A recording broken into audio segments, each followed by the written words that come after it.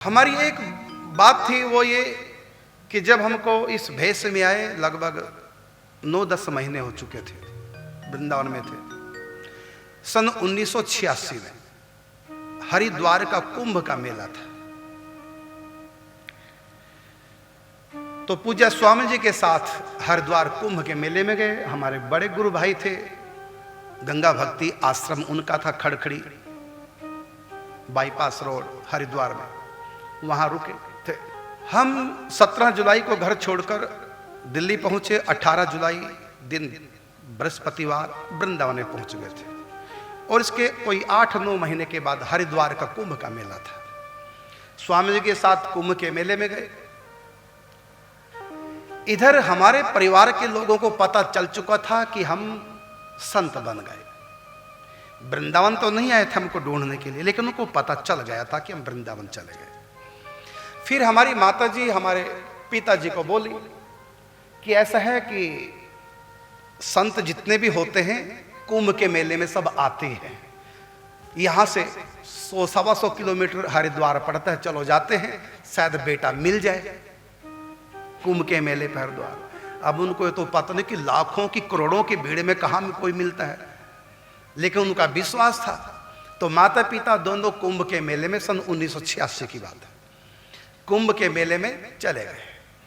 जो उनके कुल के पुरोहित थे पंच भैया, उनका नाम था परिवार का नाम, तो वहां वो रुके। और आप देखो हैरान होंगे, हर की पेड़ी पे बैठ गए माता पिता दोनों कि सारे संत आते हैं नहाने के लिए, यदि हमारा बेटा भी आया होगा कुंभ के मेले में हरिद्वार शायद मिल जाए। आप सुन के हैरान होंगे, हम मिल गए, लाखों की नहीं करोड़ों की भीड़ में मिल गए।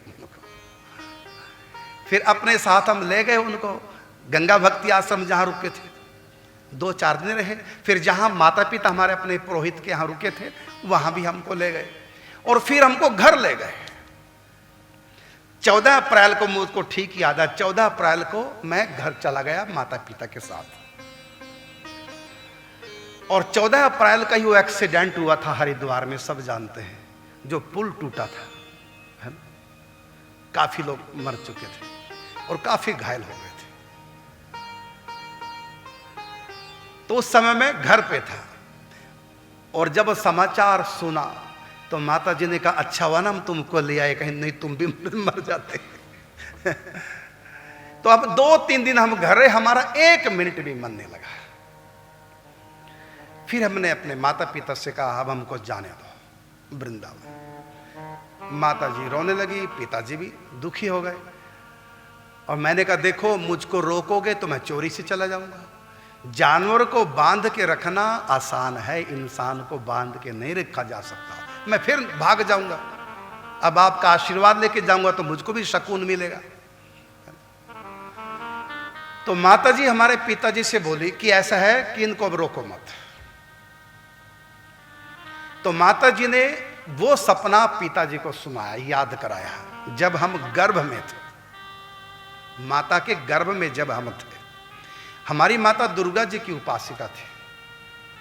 तो जब हम गर्भ में थे तो माता जी के स्वप्न में भगवती दुर्गा ने कुछ दिखाया और माता जी ने जगने के बाद वो स्वप्न पिताजी को बताया और ये कहा कि अब की बार जुड़वा बालक होंगे। ये मनसा माता का सपना है, सपना आया जुड़वा बालक होंगे। और ये कहा कि एक ही रहेगा तुम्हारे पास। तो पिताजी ने कहा जब बच्चे 2 होंगे तब हम सपना सच्चा मानेंगे। तो संयोग की बात हम 2 ही जुड़वा हुए, एकदम जुड़वा भाई पैदा हुए। अब वो सपना सच्चा हो गया। अब माता जी के मन में एक ही बात आई। दरअसल पंडित जी से पूछा, जो अपने पंडित जी थे गुगन पंडित, उनका नाम कि ऐसे से माता का सपना आया एक कन्या का कि तुम्हारे यहाँ 2 बच्चे होंगे, एक ही रहेगा, तो इसका अर्थ क्या? तो पंडित जी ने बताया कि इसका अर्थ तो यही निकलता है, रेवती हमारी माता का नाम था, का रेवती, इसका अर्थ यही निकलता है कि एक बच्चा बचेगा एक मर जाएगा। ये इसका अर्थ होगा।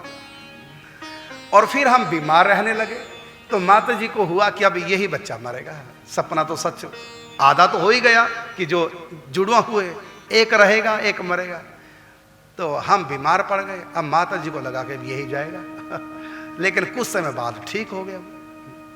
फिर जब हम घर छोड़ करके वृंदावन आ गए, आज माता जी उस सपने को याद करके पिताजी को समझा रही है कि याद करो 16 साल पहले की बात।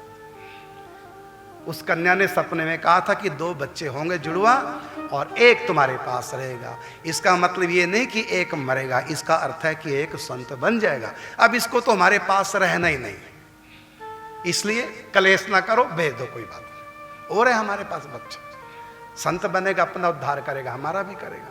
माता जी बहुत धार्मिक थी, जबकि माता का मन तो ज्यादा कोमल होता है। लेकिन उस सपने की बात याद करके फिर पिताजी ने कहा ठीक है मैं भेजूंगा। मुझको कहा 30 दिन की बात थी, मैं तुमको भेज दूंगा वृंदावन, लेकिन मेरी एक शर्त है, वो ये कि हमारे यहाँ गांव में जो आते हैं ना इस भेष में, सब भिखारी आते हैं भिक्षा मांगने द्वार द्वार पर। क्या तुम भी जाके ऐसी भिक्षा मांगोगे द्वारों पे खड़े होकर के? हमने कहा संतों को तो भिक्षा ही वृत्ति होती है। उसने कहा फिर नहीं जाने दूंगा। पिताजी को अपनी भी ऐंठ रहती थी, गांव के प्रधान थे, सरपंच थे, अब तो भिक्षा मांगेगा।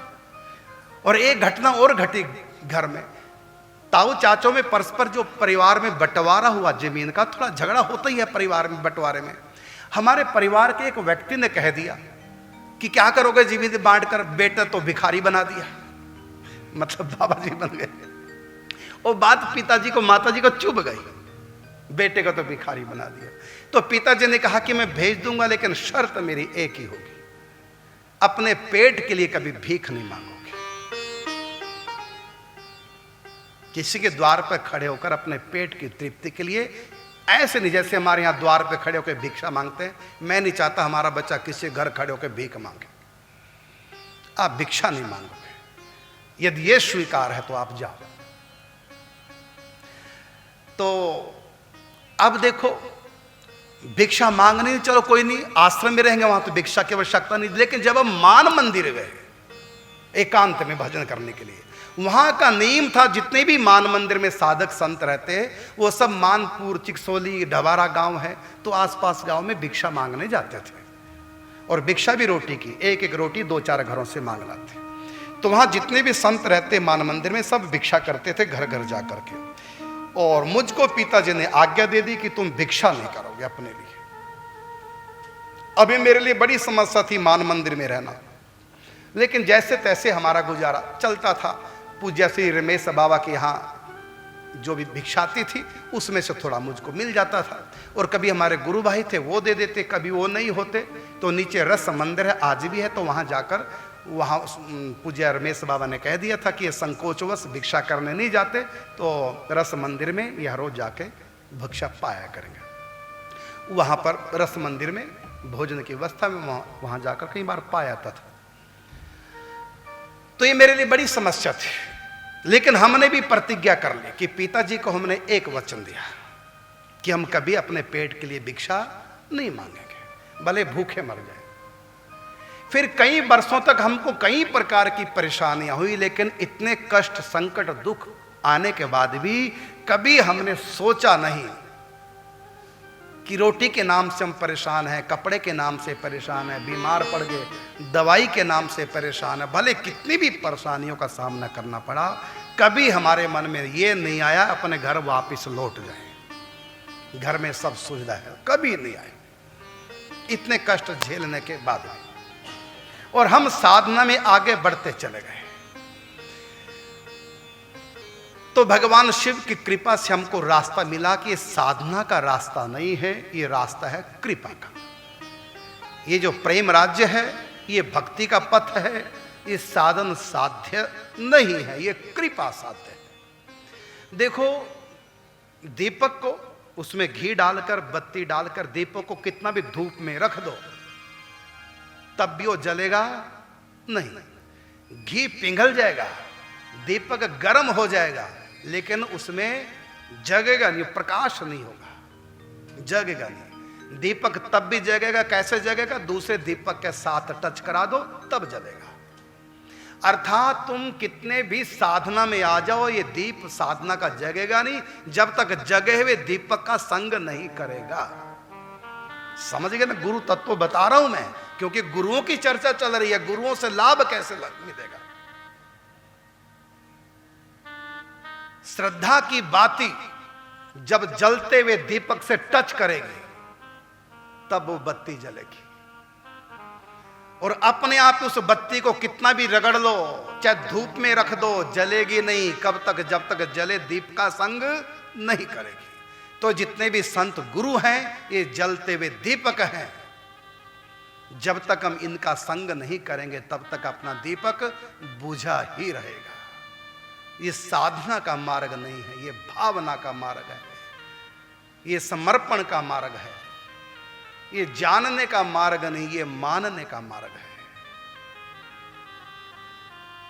तो हम स्वामी जी के पास आए, उनसे युगल नाम लिया और फिर युगल नाम जप करने लगे। 144 माला प्रतिदिन आसन पर बैठकर।